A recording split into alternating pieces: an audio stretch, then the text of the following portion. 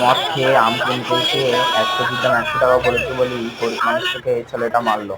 তারপরে মারার পরে পেছন থেকে একটা দাদা আসলো, এসে বললো গরিব মানুষ ওকে মারছো কেন, দেখবে দাদা তুমি? আপনি চিন্তা করবেন না, আমি আছি। মানুষের সঙ্গে এরকম করবে না, ওরা গরিব মানুষ, ফল বিক্রি করে পেট চালায়। ফালতু লোক।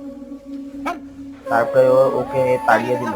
তারপরে বললো আমাকে 1 কেজি আম চিন্তা দাও করবেন না দাদা। দাদা, এসব তারপরে কিছু এই বাজে লোক লোকটা আছে। বললো তুমি খুব যদি ভালো কোনো কেউ মানুষ, ডিস্টার্ব করে আহ, আমাকে ফোন করবেন। আমি তোমাকে 1 কেজি আম ফ্রিতে দাদা দেবো। দাদা, বললো তাহলে ও তো ঠিক আমের আছে কেজি কত? আমটা দাদা ফ্রিতে 100 দিয়ে টাকা দাও। আমের কেজি আর বিক্রি লোকটা করি। বললো আপনি যখন তো অনেক দরকার ভালো হবে মানুষ, আমার আপনি তো নাম্বারে আমার ফোন অনেক করবে, উপকার করলেন। তোমাকে যদি আপনার জন্য মারি 1 আমি কেজি আম আসবো ফ্রি। তোমাকে বাঁচাতে।